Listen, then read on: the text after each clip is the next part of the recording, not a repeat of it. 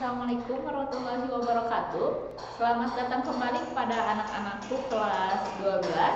Nah, sekarang kita bertemu lagi di mata pelajaran PKWU.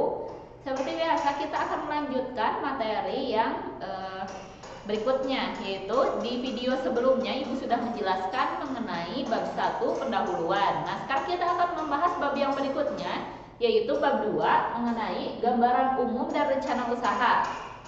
Nah, di sini di gambaran umum rencana usaha ini, kalau bisa kalian menyelesaikan yang bab 1 dulu ya, agar berurutan seperti itu ya, susunannya itu berurutan.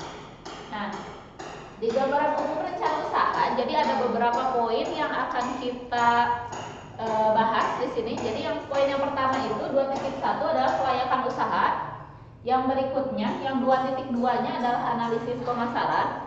Yang 2.3-nya adalah kelangsungan usaha, dan yang 2.4-nya adalah evaluasi. Nah, kita akan bahas yang pertama dulu mengenai 2.1 kelayakan usaha. Jadi yang ada di papan tulis di sini ini adalah formatnya ya, mengenai proposal wirausaha. Yang 2.1 kelayakan usaha, di bagian yang pertama, paragraf yang pertama di sini itu membahas mengenai teori kelayakan bisnis. Nah, jadi jelaskan kelayakan bisnis itu apa? Jadi menurut siapa kelayakan bisnis adalah? Nah, seperti biasa, kan Ibu sudah menjelaskan di video yang sebelumnya, pada saat kalian mengutip, maka kalian harus mencantumkan sumbernya. Kalau mengutip dari internet, ya cantumkan aja sumbernya yang dari internet, seperti itu ya. Jadi HTTP apa atau apa gitu, terserah kalian aja ya. Nah, yang berikutnya, satu hal lagi, kalau misalkan kalian yang mengutip dari internet, kutiplah dari sumber yang terpercaya, jangan dari blog seseorang ya, misalkan yang akhirannya blogspot itu jangan. Kalau bisa itu dari sumber-sumber terpercaya seperti Wikipedia, misalkan dari Kompas atau dari artikel apa, itu boleh, atau dari buku apa gitu. Kan ada buku juga yang bentuknya itu online seperti itu ya. Jadi harus dari sumber yang terpercaya. Maju ke yang berikutnya, jelaskan jadi beberapa standar kelayakan usaha menurut siapa gitu. Atau kalian boleh menggunakan versi kalian. Jadi standar kelayakan usaha itu ada apa saja. Nah, di sini standar kelayakan usaha itu ada legalitas, ada aspek teknik pembuatan, terus ada aspek ekonomi. Jadi ada 3 ya, ada aspek legalitas, aspek teknik pembuatan, dan juga aspek ekonomi. Nah, aspek legalitas ini apa? Jadi dijelaskan dulu, jangan tiba-tiba kalian menyatakan bahwa produknya itu sudah legal gitu ya, tapi tidak ada dasarnya pada saat kalian mengatakan itu gitu.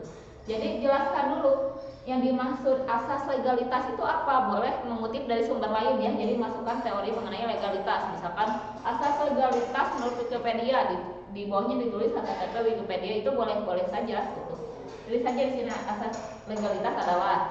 Nah, setelah itu di paragraf yang kedua di legalitas kalian menjelaskan mengenai SNI. Misalkan SNI itu apa, atau standar di Indonesia untuk produk kalian itu apa. Misalkan untuk produk tote bag itu apa, atau untuk produk yang berbahan dasar kayu itu apa. Pasti kan berbeda-beda ya. Misalkan antara produk kerajinan dengan produk makanan itu kan pasti akan berbeda gitu standarnya. Jelaskan di sini mengenai SNI. Terus berikut beberapa standar kelayakan usaha yang telah kami penuhi. Jadi menurut SNI silakan cari gitu ya. Kalau misalkan ada untuk produk misalkan, jika kalian tahu ya, untuk produk yang bayi itu kan lebih bahannya harus lebih terjaga, misalkan harus lebih sehat seperti itu ada standar tersendiri gitu. Tergantung pasar sasaran kalian juga. Misalkan untuk produk yang berbahan dasar kayu, apakah kayu yang digunakan itu ada kayu yang sesuai, apakah cat yang digunakan itu aman gitu. Jadi kalian tuliskan di sini standar kelayakan usaha untuk produk kalian. Misalkan contohnya kayak gini, kalian membuat masker kain, tapi kain yang digunakannya itu adalah kain yang tipis, yang tidak bisa menyaring debu sama sekali gitu, yang tidak bisa menyaring atau satu lapis gitu sih kainnya, kan berarti itu enggak masuk SNI ya, enggak standar nasional Indonesia untuk si masker tadi, seperti itu ya. Maaf ya kalau misalkan agak berisik, sedang ada pembangunan. Kita lanjutkan lagi. Jadi di sini kalian tuliskan, jadi produk kalian itu sudah memenuhi standar atau belum. Misalkan yang masker tadi, kami menggunakan 2 jenis kain. Misalkan yang pertama kain apa, kain ini fungsinya untuk menyerap debu atau menyerap apa, atau menghalau debu gitu agar tidak masuk misalkan seperti itu ya. Jadi pasti ini beda isinya, setiap orang itu pasti beda. Nah sekarang kita maju ke yang berikutnya mengenai aspek teknik pembuatan. Nah teknik pembuatannya juga pasti beda, setiap orang itu tidak mungkin sama karena produk tote bag dengan produk misalkan produk tote bag sama masker kan pasti beda ya, pasti beda gitu. Atau misalkan sama produk yang lain tempat pensil itu pasti beda, sama beda sekali. Nah paragraf yang pertama di sini jelaskan mengenai teknik pembuatan. Jadi misalkan mau bikin yang berbahan dasar kayu, misalkan teknik pembuatan untuk produk kami yang berbahan dasar kayu yaitu bingkai serbaguna adalah dengan cara teknik memotong dan teknik mengecat misalkan. Udah titik sampai sini. Setelah itu tulis satu teknik memotong. Teknik memotong pada produk kami dilakukan dengan cara memotong sesuai pola pada bingkai serbaguna ini. Jelaskan teknik memotongnya seperti apa gitu di paragraf yang pertama. Terus yang kedua mengenai teknik mengecat. Teknik mengecat juga sama, oleh kalian dijelaskan cat yang digunakan untuk produk kami terdiri dari cat apa, cat apa. Cat tersebut aman untuk digunakan kayu dan juga dapat memberikan kesan estetik misalkan. Sama kalian deskripsikan, jadi ini pakai bahasa sendiri bukan motif gitu. Kalau motif kan sama ibu udah dikasih tahu ya teori-teori gitu, itu pasti harus motif dari sumber lain. Nah kita maju ke yang berikutnya yaitu mengenai aspek ekonomi. Nah di aspek ekonomi ini jelaskan jenis dan jumlah produksi kalian misalkan. Perusahaan atau pada produksi kali ini perusahaan kami membuat produk bingkai serbaguna sebanyak 2 buah misalkan, atau sebanyak 15 buah gitu kan. Minimal untuk produk ini adalah 1 buah ya, tulis aja 1 buah nggak apa-apa gitu. Tuliskan bikinnya berapa gitu. Nah setelah itu harga penjualan. Untuk harga persatuan produk kami dijual dengan harga sekian di daerah apa gitu. Karena kan seperti yang sudah kita ketahui ya, kadang di Indonesia itu kalau beda daerah ya berarti beda harganya gitu. Karena ada proses pengiriman juga kan, distribusi ya, jadi pasti beda. Kalau misalkan kalian menjualnya online kan, kalau yang tahun kemarin itu diminta untuk dijual ya, dan ada yang menjual online, berarti kan harganya selain harga penjualan juga ditambah ongkir ya, jadi berapa gitu harganya. Nah jelaskan di sini. Setelah itu kita maju ke kualitas produk. Nah untuk kualitas produk di sini jelaskan kualitas dari produk kalian. Misalkan produk kami sudah memenuhi SNI, misalkan dibuktikan dengan atau misalkan produk kami dapat digunakan untuk apa gitu. Kan tadi judulnya bingkai serbaguna ya, berarti selain dapat digunakan untuk menyimpan poster, menyimpan jadwal piket, bingkai serbaguna kami yang terbuat dari bahan kayu juga dapat digunakan untuk menyimpan peralatan kebersihan seperti itu. Jadi biarkan kualitas produk. Terus karena berbahan dasar kayu, produk kami juga dapat tahan lama. Karena bahan dasarnya kan memang kayu ya, jadi berapa lama pemakaian produknya juga bisa kalian tulis di sini. Jadi kualitas produknya dijelaskan. Atau misalkan kalian ingin menjelaskan keindahannya, itu boleh-boleh saja. Nah yang berikutnya di sini berikan kesimpulan bahwa produk kalian telah memenuhi standar SNI. Nah berdasarkan paparan di atas, maka dapat disimpulkan bahwa produk kami telah cukup memenuhi standar kelayakan usaha bagi produk SNI, misalkan seperti itu ya. Jadi simpulkan oleh kalian sendiri apakah layak atau tidak produk kalian itu untuk memenuhi standar SNI. Kalau misalkan belum layak ya nggak apa-apa, tulis aja di sini gitu. Yang nanti kan dievaluasi yang belum layaknya itu bagian apa gitu. Nah yang berikutnya mengenai 2.2 analisis pemasaran. Nah analisis pemasaran untuk paragraf yang pertama itu tuliskan teori analisis SWOT. Jadi analisis SWOT itu apa? Pasti kalian kan sudah sering mendengar istilah ini, analisis SWOT di kelas 10 dan kelas 11 juga sudah belajar. Tuliskan. Jadi menurut siapa analisis SWOT adalah apa gitu. Ya. Seperti biasa jangan lupa tuliskan juga di bagian akhir teori ini adalah kutipannya dari sumber mana, dari buku atau dari internet seperti itu. Nah yang berikutnya kan tadi kalian membahas analisis SWOT. SWOT ini kan terbagi menjadi beberapa poin. Ada 4 poin, ada strength, weakness, opportunity, dan threat. Nah, strength-nya itu apa? Jelaskan produk kalian, kekuatan atau strength-nya. Misalkan produk kami itu memiliki daya simpan atau daya simpan yang tahan lama gitu, karena produknya misalkan tadi dari kayu terus bingkai serbaguna. Terus yang kedua, produk kami memiliki lebih dari satu fungsi, karena tadi judulnya bingkai serbaguna ya misalkan. Terus yang ketiga, misalkan produknya itu memiliki berbagai macam warna gitu atau bisa custom misalkan. Jelaskan kekuatan dari produk kalian atau lebih ke kelebihan dari produk kalian. Nah, yang berikutnya mengenai kelemahannya atau weakness. Nah, kelemahan dari produk kalian itu apa? Misalkan harganya itu yang cukup mahal gitu, karena produksinya nggak banyak misalkan. Kalau custom misalkan lebih mahal lagi, atau misalkan pengirimannya belum dapat keluar kota misalkan. Itu silahkan saja tulis kelemahan dari produk kalian. Nah, setelah itu peluangnya. Misalkan karena bingkai serbaguna ini belum memiliki banyak pesaing, maka peluangnya cukup tinggi. Misalkan belum banyak pesaing untuk bingkai serbaguna.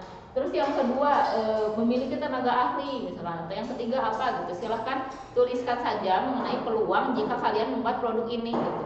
Jadi akan menguntungkan atau tidak gitu. Peluangnya ada atau enggak sih untuk bikin produk kalian. Tuh. Nah, yang berikutnya ada ancaman atau threatness. Oh, yang namanya peluang pasti ada ancaman. Misalkan ancamannya itu adalah harga, karena harga produknya terbilang cukup mahal, jadi kemungkinan terjual sedikit. Misalkan. Terus yang kedua, karena penggunaannya yang tahan lama, maka tidak banyak orang yang secara reguler membeli produk kami misalkan. Kan kalau bingkai yang namanya bingkai serbaguna kan gak usah dibeli terus-terusan ya. Kalau punya satu terus belum rusak, ya udah tunggu aja sampai rusak nanti gitu.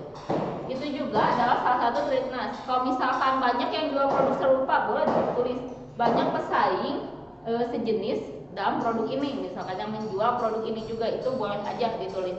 Itu yang namanya threatness atau ancamannya dari luar gitu, atau ancaman dari dalam produk itu sendiri boleh saja ditulis. Misalkan bahan bakunya yang sulit ditemukan misalkan, atau sulit dicari. Nah, itu juga bisa jadi kelemahan dan juga bisa masuk ke ancaman ini gitu ya. Yang berikutnya 2.3, kelangsungan usaha. Nah, kelangsungan usaha di sini menjelaskan mengenai metode penjualan. Nah, metode penjualannya kan Ibu sudah menjelaskan dulu ya, bahwa metode penjualan itu bisa masuk ke below the line dan juga above the line. Nah, bagi yang sudah lupa akan Ibu review sedikit ya. Jadi above the line itu adalah metode penjualan dengan menggunakan iklan, misalkan iklan di TV, iklan di radio, iklan di menggunakan media cetak seperti koran, poster, dan lain-lain. Nah, itu disebutnya adalah above the line. Kalau yang below the line itu adalah penjualan secara langsung. Jadi bisa menggunakan peragaan busana, bisa mengadakan lomba, itu disebutnya below the line. Nah, salah satu cara dari metode penjualan below the line adalah dengan personal selling, misalkan penjualan secara langsung, personal selling itu disebutnya. Nah, misalkan di sini mau pakai personal selling gitu. Kelebihan metode penjualan personal selling adalah, berarti ini mengutip ya, nggak mungkin kan kalian tiba-tiba tahu kelebihannya, itu tidak mungkin ya. Tuliskan saja menurut siapa, atau menurut Sutina atau Sustisna susah ya, bukan Sule ya. Menurut Sutina, kelebihan metode penjualan personal selling adalah apa. Terus kekurangannya metode penjualan personal selling apa gitu. Jadi kekurangan juga di sini dituliskan ya, satu apa gitu. Nah, seperti itu. Terus tuliskan juga di bawahnya, misalkan di akhirnya udah kekurangannya udah. Seperti biasa ini dikutip dari siapa, HTTP apa, atau sumber bukunya apa gitu. Ingat ya, kalau mengambil itu usahakan datanya jangan terlalu lama ya, minimal maksimalnya itu kalian boleh mengambil data dari 5 tahun ke belakang seperti itu. Nah, yang berikutnya yang di sini 2.4 yang terakhir ya, ada mengenai evaluasi. Jadi kalian juga harus mengenal produk kalian itu sendiri. Nah, kelebihan dan kekurangannya apa? Silahkan dituliskan di sini mengenai produk kalian sendiri. Secara ringkas saja boleh diambil dari kekuatan dan kelemahannya ini yang analisis SWOT tadi di sini. Nah, setelah kalian menemukan kekurangan dari produk kalian, tuliskan solusinya apa untuk kekurangan itu. Misalkan tadi kekurangannya itu karena harganya mahal dan tidak secara reguler membeli produk bingkai serbaguna, maka tuliskan solusinya di sini. Itu berarti yang tidak ibu garis bawahi teori itu harus kalian bikin sendiri ya, gak boleh ngutip dari orang lain. Jadi solusinya itu misalkan solusi untuk produk kami mengenai harga jual yang cukup mahal dibandingkan produk lain yang sejenis, maka kami akan menurunkan harga jual dan menambah kuantitas dari produksi. Jadi kan ngambil untung itu ada dua cara ya, ada bikin produk sedikit tapi untungnya banyak, ada juga bikin produk banyak tapi untungnya sedikit. Jadi kalau misalkan terjual semua kan tetap dapatnya dua-duanya untungnya banyak, seperti itu. Misalkan dengan cara menurunkan harga jual dan menaikkan kuantitas dari produk yang diproduksi, misalkan itu bisa saja menjadi solusi gitu, tergantung kelemahan dari produk kalian apa. Nah, yang terakhir adalah saran. Jadi saran untuk perusahaannya atau untuk produknya itu apa, silahkan tuliskan di sini. Karena yang namanya saran berarti tidak boleh mengambil dari orang lain, harus bahasa kalian sendiri misalkan. Nah, seperti itu isi dari bab 2. Jadi ini kerangka dari bab 2 ini. Selamat mengerjakan untuk bab 2 ini ya. Kalau misalkan ada yang ingin ditanyakan, silahkan tuliskan di kolom komentar postingan Classroom ini. Terima kasih yang sudah menonton. Sampai jumpa di bab 3 yang selanjutnya ya, di video bab 3 yang selanjutnya. Wassalamualaikum warahmatullahi wabarakatuh.